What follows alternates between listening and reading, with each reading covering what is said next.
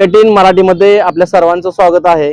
15 जून 2026 रोजी Republican party of इंडियाचे प्रदेश उपाध्यक्ष नंदकुमार केंगार यांच्या घरी दौंड विभागाचे उत्पादन शुल्कचे अधिकारी यांनी एक धाड टाकली होती। ती धाड कशा संबंधी होती? आज दिवसभर नंदकुमार केंगार यांनी महाराष्ट्रातून कार्यकर्ते गोळा केले आणि अकलूज येथील महामानव डॉक्टर बाबासाहेब आंबेडकर यांच्या पुतळ्या शेजारी त्यांनी आज दिवसभर आत्मक्लेश आंदोलन केलं। कशासाठी वेळ आली, काय घटनाक्रम होता, ते स्वतः आपण नंदकुमार केंगार यांच्याशी आपण बातचीत करूया। प्रथमतः टॉक इन मराठीमध्ये तुमचं स्वागत आहे। काय घटनाक्रम होता, काय ती कारवाई होती? गेल्या 15 जूनला दौंड विभागाची उत्पादन शुल्क खात्याची टीम अकलूजला आली। प्रदीप झुंझुरुक नावाचा तो उपनिरीक्षक आहे। हा उपनिरीक्षक कदाचित तो मध्यधुंद अवस्थेत असेल आणि खोट्या खबरीच्या आधारे जातीय द्वेष भावनेतून आणि राजकीय सूड भावनेनं कोणीतरी या ठिकाणी त्याला चुकीची माहिती दिली आणि तो त्याची टीम घेऊन 2 गाड्या अचानक आला। माझी मंडळी आता पंजाबमध्ये आहे, बाहेरगावी। मी तांदळवाडीच्या दुर्घटनेमध्ये पक्षाच्या मीटिंगला होतो आणि मुलगा ड्युटीवर होता। माझी सुनबाई घरामध्ये होती। अचानक ती घरामध्ये आली, घराचं दार उघडलं, सगळी टीम घरात घुसली। सुनबाईला अर्वाच्य भाषेमध्ये शिवीगाळ केली, दमदाटी केली आणि सुनबाईला जवळजवळ अर्धा ते पाऊण तास एका कोपऱ्यामध्ये स्थानबद्ध केलं आणि तुझ्या घरामध्ये अवैध दारूचा साठा आहे, तुझ्या घरामध्ये दारूचं गोडवान आहे अशी म्हणून घराची झाडझाडती घेतली। संपूर्ण सामान आवाज फेकलं गेलं आणि या टीमनं सुनबाईचा फोन काढून घेतला आणि कुणाला या ठिकाणी माहिती होऊ दिली नाही। अशा प्रकारे आपल्या अधिकाराचा आणि पदाचा गैरवापर करून खोट्या माहितीच्या आधारे जातीय द्वेष भावनेतून, राजकीय सूड भावनेतून माझ्या घरावर त्यांनी बेकायदेशीर धाड घालून घराची झाडाझडती घेतली आणि माझ्या आयुष्याच्या चारित्र्याला, माझ्या प्रतिष्ठेला या ठिकाणी त्यांनी कलंक पोहोचवण्याचं काम केलेलं आहे। त्यामुळे महाराष्ट्रामध्ये मी आंबेडकर चळवळीचा एक नेता म्हणून जी माझी प्रतिमा आहे, रिपब्लिकन पक्षाचा, महाराष्ट्र राज्याचा उपाध्यक्ष, आठवले गटाचा आणि अखिल भारतीय होलार समाज संघटनेचा राज्याचा अध्यक्ष आहे।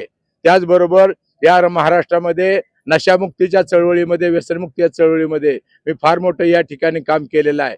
मी माझ्या 61 वर्षाच्या आयुष्यामध्ये आणि 45 वर्षाच्या सामाजिक चळवळीच्या आयुष्यामध्ये निष्ठार, मावा, गोवा, गुटखा, बिडी, सिगरेट, पान, तंबाखू। साहेब अगदी बरोबर आहे, तुम्ही सगळा घटनाक्रम सांगता, परंतु ही खोटी कारवाई होती। या कारवाईमुळे तुमच्या कुटुंबावर, तुमच्या सामाजिक राजकीय बाबीवर काय परिणाम झालेला दिसतोय? माझ्या प्रतिष्ठेला गालबोट लागलेला आहे, माझ्या प्रतिष्ठेला धक्का लागलेला आहे। आंबेडकरी चळवळीमध्ये कार्यकर्त्यामध्ये संभ्रमाची भावना आहे।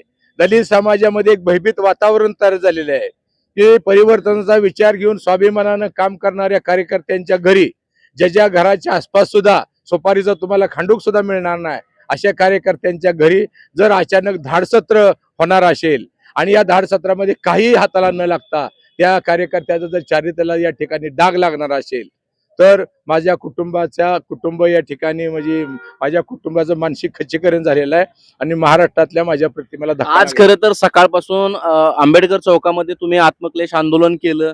या ठिकाणी पश्चिम महाराष्ट्रातील सगळे आंबेडकरी चळवळीतील काम करणारे नेते, पदाधिकारी, महाराष्ट्रातील कार्यकर्ते या ठिकाणी उपस्थित होते आणि या अकलूज नगर परिषदेच्या प्रथम नागरिक अडगळीताई होत्या। उपनगराध्यक्ष श्रुतेसिंह मोहिते पाटील सुद्धा सकाळपासून तुमच्या आंदोलनात बसून होते।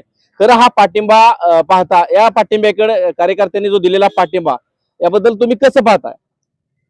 परिस्थिती कशी आहे? अकलूज ही माझी जन्मभूमी आहे। अकलूजच्या मातीमध्ये माझा जन्म झाला, मी घडलोय आणि वाढलोय। अतिशय शांतताप्रिय हे गाव आहे। या गावामधला जातीय सलोखा अतिशय चांगला आहे। सगळ्या जाती धर्माची लोक या ठिकाणी गोविंदानं राहतात। अन्यायाच्या जर गावामध्ये एखाद्या समाजावर किंवा चळवळी अन्याय झाला तर आम्ही सगळे मिळून त्याचा प्रतिकार करण्याची आमची परंपरा या ठिकाणी आहे। केंगार साहेब, आता जर तुम्ही जो अन्याय तुमच्यावर झालाय म्हणून तुम्ही सकाळपासून आंदोलनास म्हटलाय, जर तुम्हाला न्याय नाही मिळाला तर आंदोलनाची पुढील दिशा कशी असेल? जर या ठिकाणी न्याय नाही मिळाला तर प्रचंड उग्र आणि तीव्र आंदोलन जिल्ह्याच्या ठिकाणी, राज्याच्या ठिकाणी त्या ठिकाणी केलं जाईल। आज 15 जिल्ह्याच्या कलेक्टरांना निवेदन दिलेलं आहे अनेक ठिकाणी रस्ता रोको निदर्शनं आंदोलन या ठिकाणी झालेले आहेत आणि जर न्याय नाही मिळाला तर या ठिकाणी महाराष्ट्रामध्ये प्रचंड तीव्र स्वरूपाचं आंदोलन होईल आणि या होणाऱ्या आंदोलनाला सर्वस्वी शासन जबाबदार राहील अशी आमची या ठिकाणी भूमिका आहे. धन्यवाद. तर हे होते नंदकुमार केंगार यांनी सकाळपासून या ठिकाणी महाराष्ट्रातील सर्व आंबेडकरी चळवळीतील कार्यकर्ते एकत्रित करून ही सकाळपासून मोठं आंदोलन या ठिकाणी केलं होतं.